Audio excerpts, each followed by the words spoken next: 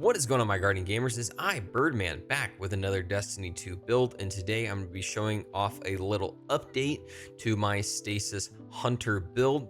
Stasis got a bit of an update back in Season 23, most recent one, and wanted to kind of show this off and see how it was, especially with the new artifact mod that's really focusing on those darkness subclasses. Now, before we get into the video, know you can follow me over on YouTube and Twitter at Birdman778. Subscribe to the channel. We are almost at 10K, so please help us achieve this goal. Like and comment on the video, help us out in the algorithm, and become a member. Now, let's jump right on into it. Now, we always like to start off with the exotic that we're going to be using for this, and that's the renewal grass. These were added back in Witch Queen, and they read Depths of Dustfield. Your Dustfield grenade have a much larger effect radius. Allies inside the Dustfield take reduced damage, and targets inside the area deal reduced damage. So essentially, it turns your Dustfield grenade into a buffing, debuffing for your allies and teammates respectively. It's really great all around. I absolutely love Stasis, honestly, and Stasis for Hunter is probably my absolute favorite. So having an exotic that really kind of focuses on those abilities and kind of just debuffing targets is really, really nice. When it comes to the subclass and everything you're going to be needing for it, obviously we need to use Silence and Squall, and make sure you're just chucking this as much as humanly possible. You get this super back pretty dang fast, so I like to lean on it and just, you know, absolutely freeze to death entire crowds of enemies. Now, I also really hope that we eventually get some more Stasis not subclasses, but supers and everything involved for the subclass. I was really hoping that this most recent update was going to be kind of like that, but they did kind of hint that they will be doing a whole lot more come the final shape. So hopefully we just see just a little bit more effort in everything put into these subclasses. Definitely go on that Gambler's Dodge because it helps out a lot with the Withering Blade. Now, chuck this as much as you humanly can.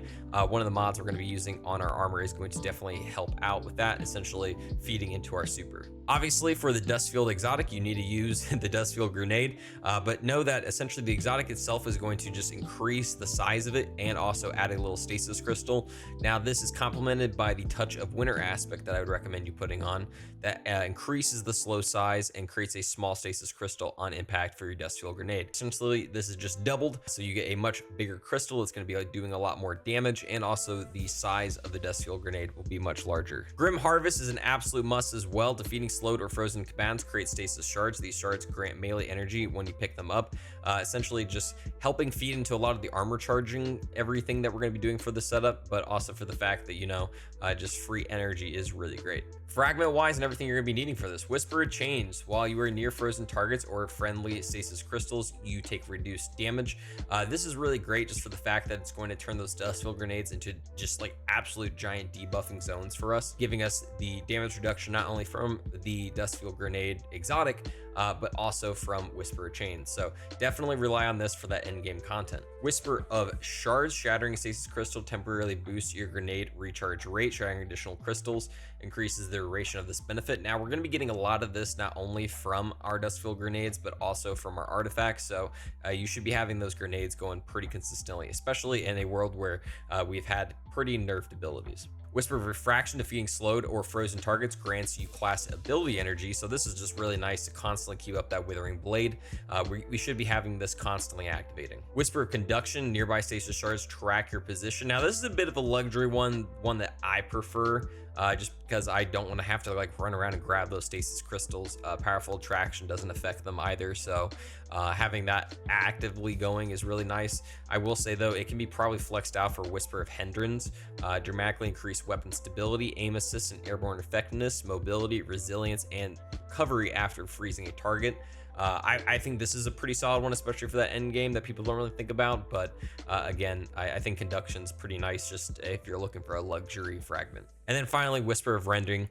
Primary ammo weapons do increase damage to stasis crystals and frozen targets. Obviously, with the weapon that we're going to be using for this setup, is definitely really viable. Speaking of that weapon we're going to be using, the Quicksilver Storm. This was introduced back in Lightfall, and it reads Rocket Tracers. Landing multiple hits turns your next shot into a homing micro rocket, and that is obviously added on to with a Grenade Chaser perk. Landing multiple rocket loads a grenade, and then when you activate the grenade launcher mode, it shoots grenade launchers. Really great all around, especially against champs and everything for the setup, especially for the fact that once you get the Quickstorm Catalyst, it's really freaking nice. Turns the weapon to a strand weapon, which is going to feed in really great with our artifact this season. So definitely rely on this. Again, this has become probably an S tier all around exotic for any type of scenario right now. Now for the armor and everything you're going to be needing going on with that. First off, on your helmet, I recommend Strand Siphon since you're using that Quicksilver Storm. An easy way to constantly get those orbs going. Dynamo, because you're going to be constantly activating that dodge around enemies, so you're going to get some super back for that. And also hands-on, so that whenever you get the kills with that Withering Blade, you should be getting super back from that as well. Really, really great. I absolutely love using this. Now, when it comes to our arms, first off, Boltering Detonation grants class ability energy when you cause damage with a grenade, and it's just really great also when you feed that into Momentum Transfer, because we're not only going to be getting a lot of dodge energy back, but we'll also be getting some melee regen back. So just taking advantage of that grenade as much as we humanly can. And then Grenade Kickstart. Now, this has been, I think, a little bit nerfed. I know they've been talking about fixing a lot of this stuff, so definitely going to be really viable down the road, I would say. When it comes to our chest piece, I go with a double concussive dampener just to get a little bit more damage reduction, and then I charged up for more stacks of armor charges. Speaking of armor charges, stacks on stacks is really great to get 2 for the price of 1 whenever you pick up an orb or a stasis shard. Elemental charge is going to make sure those stasis shards become armor charges, so definitely a really viable combo here. And then finally on our cloak, Reaper, so that whenever we activate that dodge, our next weapon kill is going to give us an orb of power.